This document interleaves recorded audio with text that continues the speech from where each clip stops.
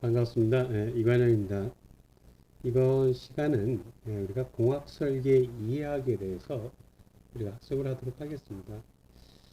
또 이제 우리가 캐스톤 디자인이라는 것은 이제 우리말로 하면 이제 창의공학이라는 그 얘기를 우리가 캐스톤 디자인이라고 얘기를 하게 됩니다. 그래서 이 창의공학은 어떤 거냐면 그러니까 여러분들이 어떤 작품, 어떤 그 공학에 관련된 그 작품을 만들 때 스스로 그것을 운영, 재설계 및 제작할 수 있는 그런 능력을 우리가 도움 주는 것을 창의공학이라고 얘기를 하게 됩니다. 그래서 먼저 이번 시간의 첫 번째는 이렇게 공학 설계 이해하기에 대해서 우리가 이제 학습을 하도록 하고요. 이것을 하게 되면 우리가 이제 공학 설계가 무엇인가를 정의를 할 수가 있고요. 두 번째, 공학 설계의 특징, 그리고 이제 공학 설계를 이용한 어떤 현실적인 제약 조건이 있습니다. 그런 것들을 할 수가 있고요. 또 여러 관점에서 우리가 이제 그 시각을 다르게 보는 그런 관점에서 공학 설계 이용을 구분할 수 있게 됩니다. 자, 먼저 공학 설계 정의에 대해서 봅시다. 이제 그 미국의 그 ABET, 그러니까 어벳이라고 얘기를 하는데요.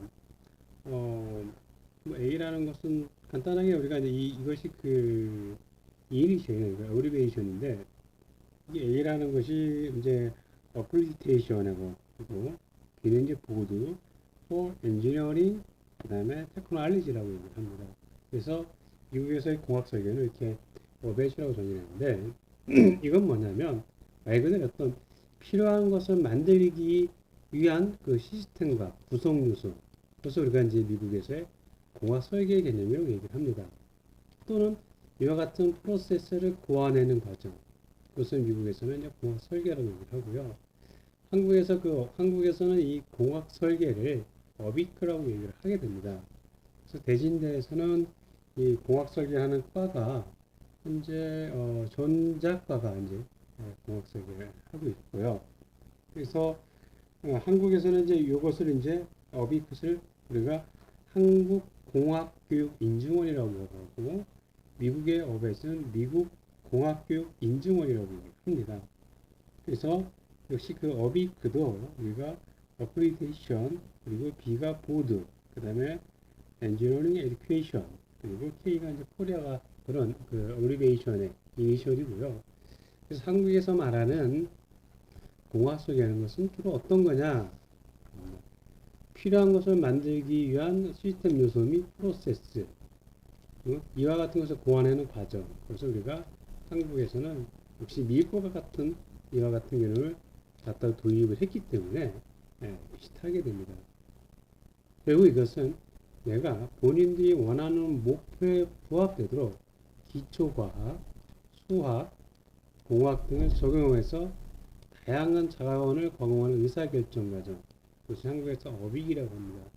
그렇기 때문에 이 공학인증원에서 하는 공학인증을 하기 위해서는 이런 기초과학, 수학, 공학 이런 과목들이 필요하게 되죠.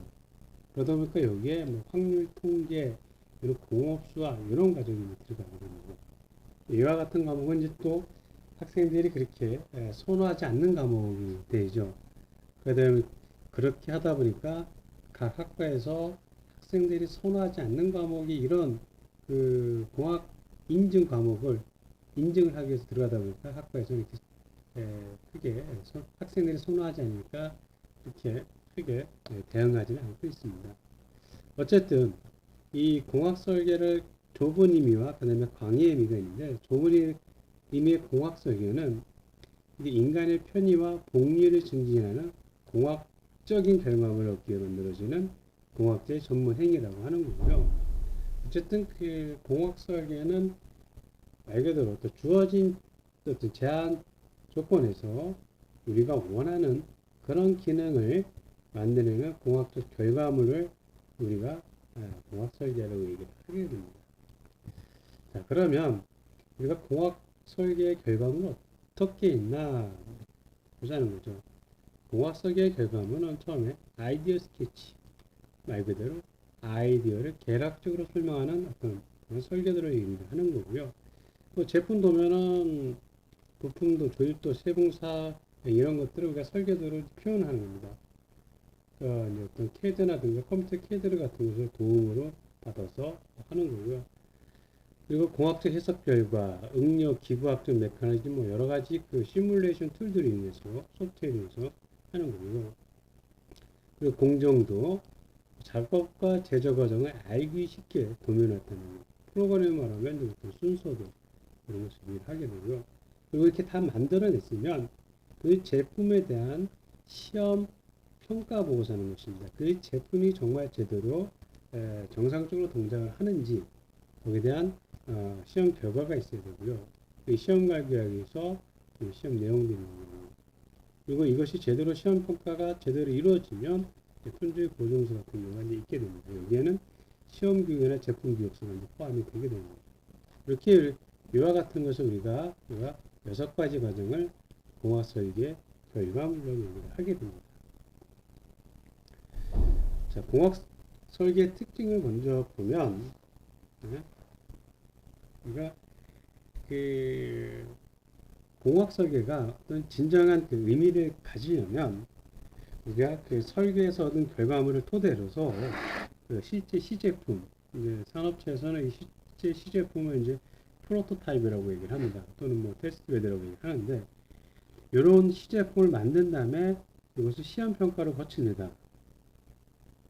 그래서 시험 평가를 거쳐서 그것이 유용한지 안정한지 이런 것을 테스트를 해서 우리가 그런 과정이 뒷받침되어야지 어떤 공학 설계의 진정 의미가 갖게 되는 거고요.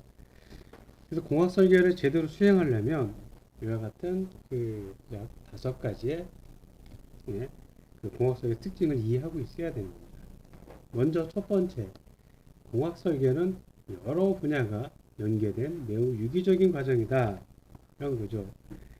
보통 이제 공학 설계의 결과물은 기본적으로 뭐가 되어 있냐면 하드웨어와 소프트웨어가 결합되어 있습니다. 어떤 내용상으로 보면 그 학문 분야가 유기적으로 결합이 되어 있죠. 예를 들어서 기계나 전기나 컴퓨터나 화학이라든가 이와 같은 것들이 이런 그 지식이 포함이 되어 있고 그러니까 융합이 되어 있고 이것뿐만이 아니라 뭐 의학이 될 수도 있고요. 경제학 등 다른 영역의 지식도 결합이 되게 됩니다. 뭐 일반적으로 한 예를 들어 보면 컴퓨터 공학에서 뭐 신장 질환 진단 프로그램을 우리가 개발할 때 그 결과물은 일반적으로 그 프로그램 코드의 그 소프트웨어가 일종이지만 개발 과정에서는 그 신장 질환 진단 프로그램이기 때문에 이 신장 질환에 대한 전문적인 의학 지식이 필요하게 되고 그것도 경험도 있어야 되고 그러니까 이와 같은 그 전문의와 협업을 해야만이 개발을 할 수가 있게 됩니다. 그래서 공학 설계는 여러 분야가 이와 같이 연계된 유기적 과정이라는 거죠. 두 번째, 공학 설계에는 창의성과 분석력이 필요하다 이렇게 되어 있죠. 보통 공학 설계에서는 여러 물적, 지적 이런 요소들을 결합을 해가지고 기존의 어떤 것을 새로운 결과물을 이렇게 만들어내든지 또는 기존에 있는 것을 개선을 하게 되죠. 그러다 보니까 어떤 다른 분야보다 창의성을 필요로 하게 됩니다. 이렇게. 근데 이와 같은 창의성은 기존의 제품과 어떤 지식에 대한 분석을 토대로 우리가 발휘해야만 그 창의성을 만들어야 됩니다. 그 기존의 제품을 우리가 그것을 분석할 수 있는 분석력이 필요하게 된다는 얘기죠. 세 번째, 공학 설계에는 상호 의존적 반복 과정을 필요하다 이렇게 되어 있습니다. 그렇죠? 공학 설계에서는 이것을 어떤 단 한 번에 결과물을 얻어내는 것은 쉽지 않습니다. 그래서 따라서 이 공학 설계 과정은 평가 결과에 따라서 이전 단계를 반복해야 하는 경우가 많게 됩니다. 그렇기 때문에 공학 설계는 상호의존적 반복 과정을 필요로 하게 된다는 것이고요. 그다음에 이제 네 번째로 공학 설계는 비구조화된 과정이다 이렇게 나오죠. 보통 공학 설계에서는 일정한 공식과 그리고 어떤 체계적인 그런 구조화된 방법을 우리가 적용하는 게 쉽지가 않습니다. 그렇기 때문에 일단 자기가 갖고 있는 지식과 경험에 의존을 하다 보니까 그 시행착오를 많이 겪게 돼요. 그래서 공학 설계를 하기 위한 어떤 그 도구 방법들, 예를 들어서 뭐 트리즈라든가 브레인스토밍이라든가 이런 그 개념 이런 그 방법들과 연계해서 그 구조화된 방법으로 접근을 해야 됩니다. 그러다 그렇게 이렇게 구조화된 방법으로 접근을 하다 보면 여러분이 설계를 하는 데 있어서 좀 더 체계적이고 그리고 용이하게 설계를 하는데 도움을 많이 준다는 얘기죠. 네, 그래서 비구조화된 과정이고요. 그래서 공학 설계 마지막으로 공학 설계는 개방적인 과정이다 이렇게 되어 있습니다. 공학 설계에서 다루는 대부분의 문제는 다 그 개방형 문제입니다. 즉 개방형 문제라는 것은 뭐냐면 결과물이 하나만 있는 것이 아니라는 얘기죠. 그 결과물을 접근 방법에 따라서 여러 가지 결과물을 도출해낼 수 있다는 겁니다. 밀가루로 꼭 빵만 만들어내는 건 아니란 얘기죠. 밀가루로 뭐 빵도 만들려고, 그다음에 여러분이 뭐 라면에 어떤 그런 면도 만들려고, 칼국수 형태로 만들려고 이런 접근 방법에 따라서 여러 가지 그 결과물이 많이 도출될 수 있다는 겁니다. 이것이 공학 설계의 특징이고요. 그런데 이와 같은 공학 설계를 하다 보면 어떤 현실적인 그 제한 조건이 있게 돼요. 여러분의 그 공학 설계 결과물이 아무리 참신하고 실용적이더라도 우리가 공학 설계에는 이와 같은 현실적인 제한 조건을 고려해야 된다는 거죠. 그래서 즉 여섯 가지 그 제약 조건이 있는데 이 공학 설계 유형에 따라서 우리가 제한 조건을 일부만 이 여섯 가지를 모두 고려할 수도 있고 이 중에 이 제약 조건의 일부만으로도 고려할 수 있다는 거죠. 첫 번째 규격 표준입니다. 이것은 이제 산업 규격 표준에 부합되는 설계 구성 제작 이런 실행을 진행해야 된다는 겁니다. 예를 들어서 여러분이 차를 만드는데 이런 거란 얘기죠. 타이어를 제작을 하는데 타이어의 어떤 인치라든가 그게 뭐 18인치, 19인치, 21인치, 예를 들어 17인치 그리고 타이어의 어떤 그 볼트 그 구격 그걸 통일을 시켜야지 우리가 타이어에 그 휠하고 끼울 수 있다는 얘기죠. 그것이 통일을 시키지 않으면 타이어를 표준화가 되어 있지 않으면 결국 그 아무리 좋은 타이어를 여러분이 개발을 해더라도 결국 이것이 범용성이 없기 때문에 이것이 현실적으로 개발은 했지만 큰 유용하지 못했다는 겁니다. 그리고 두 번째 경제성. 결과물은 주어진 재료 영권을 부여했을 때 경제성이 센다는 얘기죠. 이것은 뭐냐면 결과물을 만드는데 그 결과물이 너무 비싸면 비현실적이라는 얘기입니다. 네, 그럼 예를 들어서 여러분이 갖고 있는 컴퓨터가 유용한 건 알아요. 근데 컴퓨터가 한 대 가격이 몇 천만 원이다 하면 쉽게 그 컴퓨터를 우리가 쉽게 구입해서 사용하기가 힘들 거란 얘기죠. 그 제품의 미천감을 고려해서 설계 제작은 디자인 의미를 한 거고요. 그 신뢰성과 내구성, 제품이 얼마나 견고한지 그리고 고장률이 어느 정도인지 분석을 해야 되는 거고요. 이것은 뭐 그 제품을 만드는 것은 우리가 제품을 만들 때 이와 같은 경우는 생각을 하죠. 제품을 만드는데 이것을 1회 딱 하고 딱 쓰면 의미가 없다는 겁니다. 그리고 안전하냐, 예? 그리고 직업 유지에 어떤 혜택이 되냐, 이와 같은 것은 이제 현실적인 제한 요건을 따르게 됩니다. 근데 공학에서 학교에서 보통 많이 하는 것들은 요러 같은 겁니다. 예? 그 신뢰성과 내부성이라는 거죠. 그리고 보통 이제 산업체에 가면 주로 따지는 것이 기업에서 하는 것은 뭐냐면 경제성이 있냐, 그리고 그것이 표준화되어 있냐, 인증을 받기 위해서 이와 같은 것을 이제 하게 됩니다. 나머지 다 보통 이제 산업체에서는 이와 같은 6가지를 다 고려를 하게 됩니다.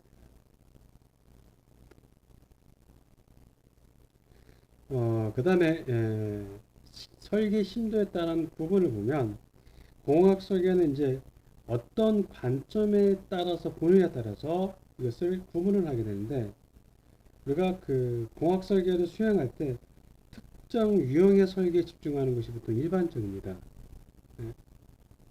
그래서 어떤 일단 문제를 정의를 하게 되면 그 진행되는 그 의미로 에서의 그 공학 설계는 그 깊이에 따라서 우리가 이와 같은 개념 설계와 상세 설계로 구분을 하게 됩니다. 그래서 개념 설계는 말 그대로 원하는 결과를 얻기 위한 아이디어를 도출해서 설계 방향을 결정하는 단계가 개념 설계입니다. 그래서 이 개념 설계의 단계에서 결과물은 뭐냐면 아이디어를 스케치 형태로 표현하는 것이 중요하게 되는 거고요. 이 단계가 벗어나면 이제 상세 설계로 들어오게 되는데 이 상세 설계는 보통 개념 설계 단계에서 도출된 그 개념적 아이디어를 우리가 구체화하는 단계입니다. 그래서 이것을 우리가 다른 말로 제품 설계라고도 얘기를 하고 있고요. 보통 이제 그 수치 계산과 같은 어떤 분석적인 과정을 포함할 수도 있고, CAD, CAM 이와 같은 툴을 이용해서 설계 작업이 수반되기도 합니다. 그래서 이 단계에서는 우리가 제 결과물의 도면이나 모형, 제품, 사양 등으로 제시를 하게 됩니다.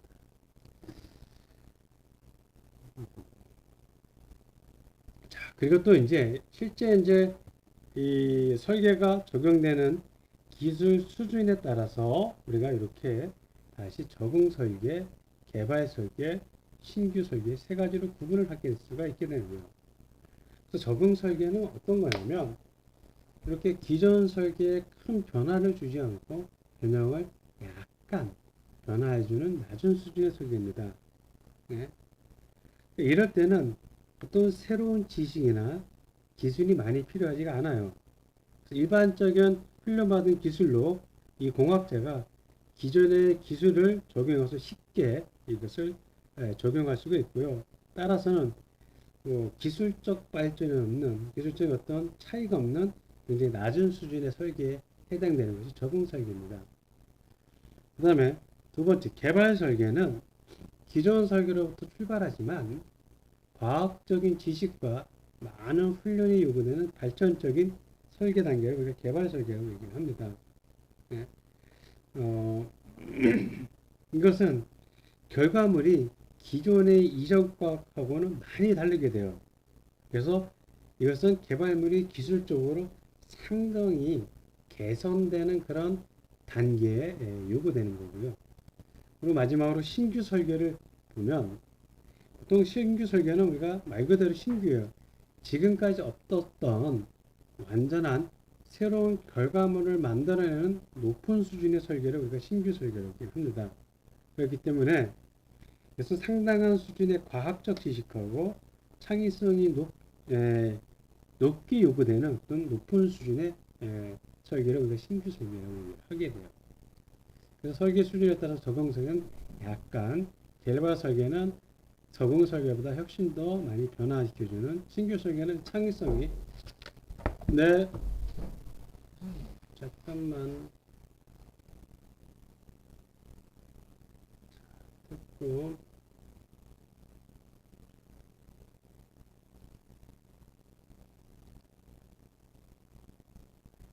다음 우리가 설계 수준에 따른 구분을 했고요. 그 다음에 이제 그 설계 대상에 대한 구분을 우리가 보도록 하겠습니다. 먼저 그 설계 대상에 따른 구분은 시스템 설계와 요소 설계 두 가지로 이렇게 구분을 할 수가 있고요. 이것은 그 설계 대상에 따라서 우리가 시스템 전체를 설계하는 시스템 설계하고 그리고 어떤 특정 요소만 설계하는 이렇게 요소 설계가 있어요. 시스템 전체를 구성하는 설계고요. 어떤 특정 요소만 설계하는 겁니다. 그래서 이 시스템 설계는 우리가 그 시스템의 전체 구성을 이렇게 설계하는 거고요. 일반적으로 이제 하나의 시스템을 구성하는 여러 개의 하위 시스템을 가진 것들이죠. 즉 이것을 같은 것을 우리가 이런 요소를 계층 구조로 이제 표현하는 거고요. 그것이 이제 트리 구조라고 이렇게 하게 되는 거죠. 그래서 어떤 큰 시스템은 큰 그림을 그리는 어떤 그 설계인데 이 시스템은 주로 이렇게 트리 구조로 이제 구성이 되어 있습니다. 이럴 때 그 부분을 시스템 설계를 하는 거고요. 그 요소 설계는 그 시스템 설계와는 달리 시스템을 구성하는 한 가지 요소만 상세 설계하는 것이 요소 설계에 해당이 됩니다. 자, 그리고 또 설계 단계에 따른 이제 구분이 거죠. 보통 이제 공학교육 인증에서 필요한 이 설계 단계에 따라서 세 가지로 구분을 하게 됩니다. 이렇게 기초 설계, 요소 설계, 종합 설계를 이제 구분을 하고요. 기초 설계에 보면 우리가 기초 설계는 뭐냐면 가장 낮은 단계의 설계입니다. 그다음에 아이디어로 도출하든가 어떤 개념 설계를 핵심적으로 이제 설계하는 것을 의미를 하게 되는 거고요. 그러다 보니까 어떤 그 전문적인 그 전공 이 기초 설계에서는 전문적인 그 전공 지식보다는 어떤 그 과학적인 기초 과학적인 지식으로서 우리가 그 문제를 해결할 때 사용하는 것이 이 기초 설계에 해당이 되는 겁니다. 그 다음에 두 번째 요소 설계는 우리가 이렇게 목표 설정, 합성 설계, 분석, 구현 제작, 그다음에 시험 평가 이와 같은 그 설계의 그 구성 요소 가운데 일부만 포함하고 규격, 표준, 경쟁, 미학 같은 현실적 제한 조건에서도 우리가 일부만 그 고려해서 설계하는 것이 요소 설계입니다. 그래서 일반적으로 여러분 그 수업 들을 때 전공 교과목들이 있죠. 이 전공 교과목들이 바로 요소 설계에 해당되는 거예요. 2학년, 3학년 때 어떤 전공 교과목들이 요소 설계에 해당이 되는 거고요. 그리고 이제 종합 설계 보면 캡스톤 디자인이라고 얘기되어 있죠. 그래서 이제 종합 설계인데 이 종합 설계는 이렇게 이제 그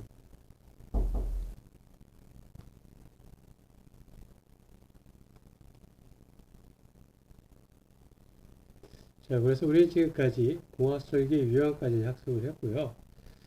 다음 이제 그 창의적 공학 설계 프로세스 이야기 이 부분에 대해서 우리가 이제 보도록 하겠습니다. 창의적 공학 설계는 이제 우리가 그 패턴 디자인을 하기 위한 그런 단계고요. 그걸 하면서 우리가 같은 창의공학 설계에 대한 프로세스에 대해서 설명할 수 있고, 그리고 창의적 공학 설계에 대한 각 그 주요 결과물, 그리고 창의적 공학 설계와 일반 공학 설계 차이점을 우리가 이해를 할 수가 있습니다. 자, 우리나라에서 공학 설계 담당하는 한국공학교육인증원 어비크라고 있습니다. 어비크. 이 그 5단계 공학 설계 프로세스를 보면 이렇게 첫 번째가 목표 설정, 즉 주어진 전공 주제에 대해서 설계 목표를 설정하기 위한 자료 조사와 설계 결정하는 것. 2단계 합성 설계, 3단계 분석, 4단계 구현 제작, 5단계 시험 평가 이렇게 구분을 하게 됩니다. 근데 이 어비크가 그 제시한 그 우리나라의 공학 설계 프로세스는 일반적으로 그 설계를 그 중요시하는 기계공학 이런 분야에게 적합합니다. 그래서 컴퓨터공학이나 예를 들어 디자인공학 이런 데서는 로봇공학 이런 데서는 이것을 그대로 이렇게 받아들여서 수용하기가 이렇게 쉽지가 않게 되는 거예요.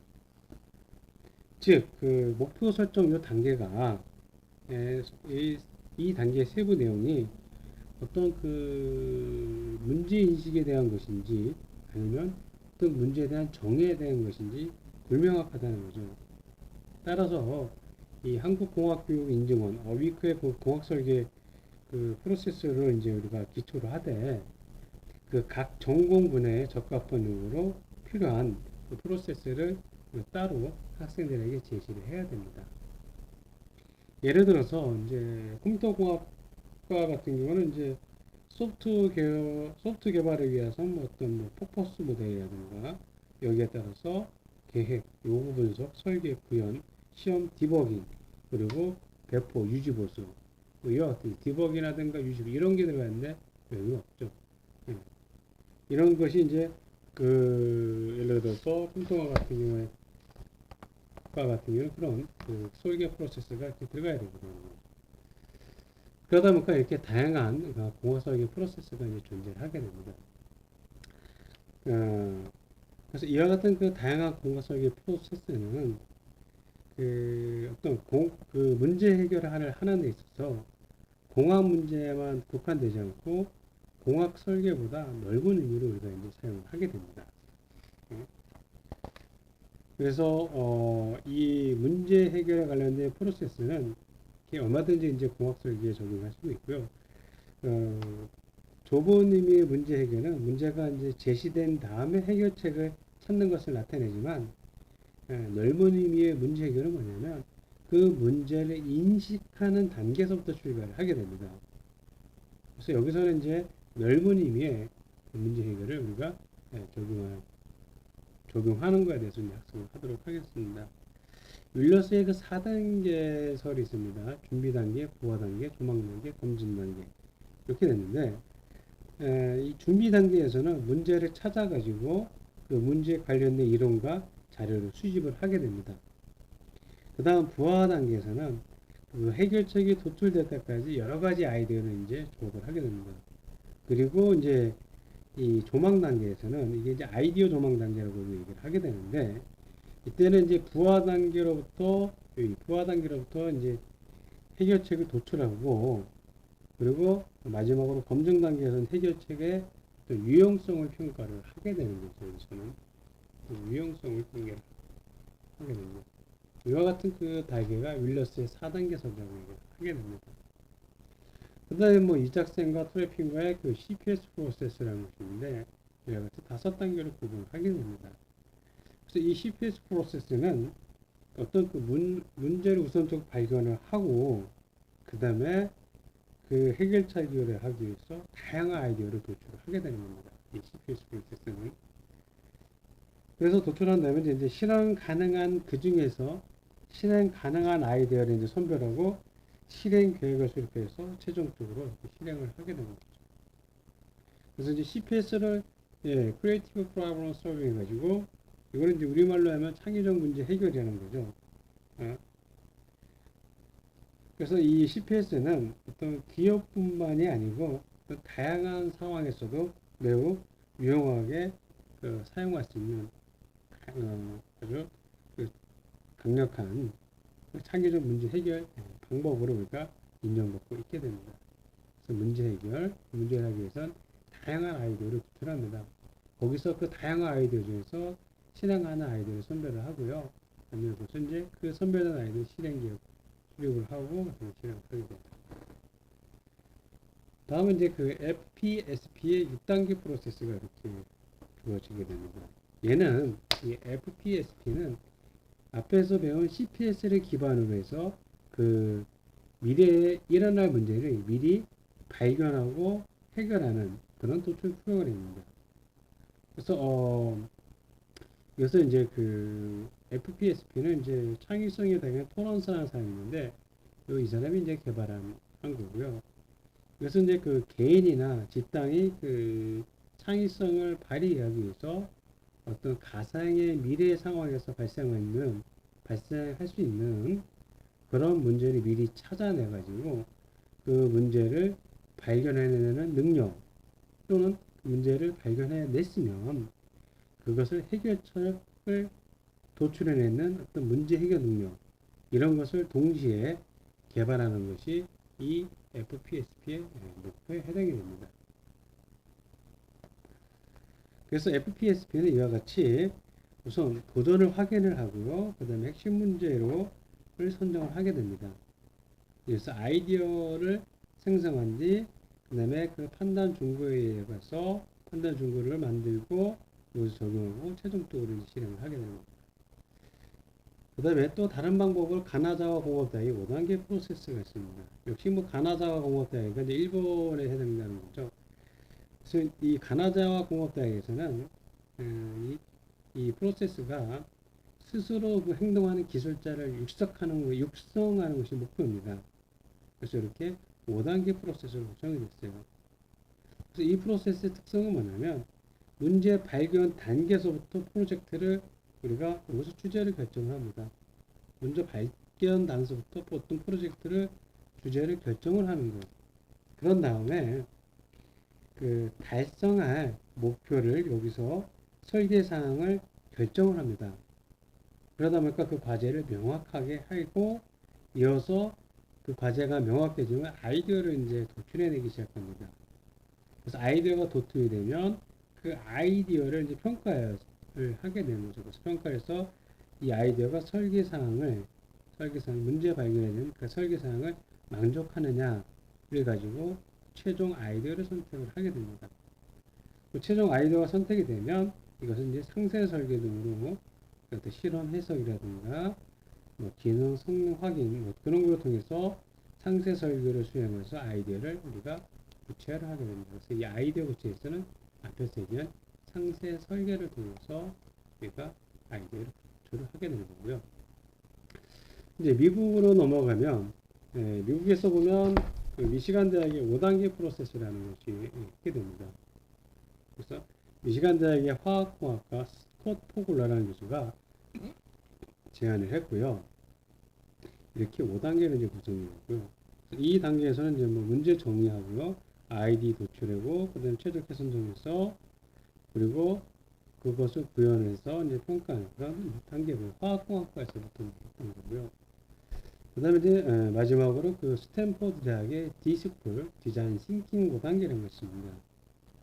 그래서 미국의 그 스탠포드 대학의 D스쿨의 그 디자인 싱킹이라는 새로운 시각으로 세상을 바라보고 예전에 몰랐던 방식의 문제를 생각하게 어떤 그 사람을 만드는 거예요. 그래서 또 사람을 중심으로 그 마음가짐을 가지고 문제를 해결하고자 하는 그런 방법입니다. 그래서 그 단계가 이렇게 5단계로 구성이 되어 있고요. 그래서 디자인 싱킹의 첫 번째 단계가 공감 인구입니다. 즉, 앞에 거하고 틀린 건 뭐냐면 이것은 사람 중심의 사고를 하게 돼요. 사람 중심의 사고를 하게 되고요. 그래서 이 사고를 통해서 사용자의 요구를 제대로 파악하는 것이 문제 해결의 첫 출발점입니다. 그것을 강조하는 것이 디자인 싱킹의 공감. 첫 번째 사람 중심의 문제 해결의 출발점이라는 거죠. 고객이나 사용자가 필요한 것이 무엇인지 직접 관찰하고 또 대화도 하고 또 직접 체험도 해보면서 그것을 실제 현장에 필요한 문제를 인식할 수 있게끔 강조하는 것이 디자인 싱킹의 5단계입니다. 자, 우리가 다양한 공학 설계 프로세스를 이제 도출을 해낸 몇 가지를 학습을 했는데 이것이 여러분 중에서 적합한 방법을 선택을 해서 진행을 하면 되게 됩니다. 그럼 이제 마지막으로 창의적 공학 설계 프로세스는 뭐냐? 이번 강좌에서 여기까지 하겠는데요. 창의적 공학 설계 프로세스라는 것은 공학 설계의 첫 단계인 이 문제 인식 단계와 창의적 발상 도구의 활용을 강조하기 위해서 일반적인 공학 설계와 프로세스와 달라지게 됩니다. 자, 공학 설계 자체가 무엇보다 창의성으로 요구하기 때문에 굳이 창의적 공학 설계라고 할 필요가 없다는 거죠. 하지만 공학 설계는 우리가 창의성을 근간으로 하기 때문에 이 공학 설계 첫 단계에는 뭐냐면 이와 같이 문제인식 단계부터 시작을 해야 된다는 얘기죠. 그래서 문제인식 단계부터 시작을 하고 그리고 그것이 창의적 발상 도구를 활용을 해야 된다는 겁니다. 이것이 이 창의적 공학 설계 프로세스와 일반 공학 설계 프로세스의 차이점이라는 얘기죠. 즉 일반 공학 프로세스와 창의 공학 설계의 차이점은 이렇게 그 공학 설계 첫 단계에서부터 문제를 인식을 하고 그리고 창의적 발상 도구를 위해서 활용을 하는 것이 일반 공학 설계 프로세스의 차이점이라고 볼 수가 있게 되는 겁니다. 뒤에서 보면 잠깐 그 뒷면에 그 창의적 공학 설계 프로세스가 이렇게 나와 있어요. 네? 그래서 여기에 대한 뭐 그 결과물들은 이제 있고요. 이것은 이제 자세한 뒤에서 이제 하게 될 겁니다. 그래서 이와 같은 창의적 발상도, 문제정의, 개념 설계, 이와 같은 그 프로세스를 통해서 우리가 하는 것이 일반 설계하고 틀려지게 됩니다. 보면 창의적 발상 도구를 활용해서 이런 프로세스를 통하는 거고요. 이것은 전문적인 지식과 경험을 통해서 이렇게 하게 됩니다. 그래서 창의적 공학 설계 단계의 주요 결과물은 이렇게 문제집에서는 이와 같은 결과물이 나오고요. 문제정의 진짜 문제정의 문제 점검에서 같은 최종 문제 점검 테마 이렇게 우리가 이제 구현을 하게 됩니다.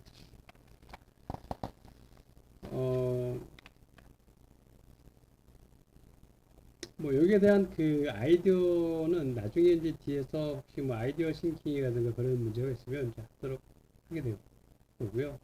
우리가 이제 그 앞에서 말한 그 창의적 공학 설계에는 일반 공학 설계의 차이점은 뭐냐면 이런 이 공학 설계 첫 단계에서부터 문제 인식을 하고요. 그리고 그 문제인식을 해결하기 위해서 창의적 발상 도구를 활용한다는 것이 이제 일반 프로세스와 틀리다고 했습니다.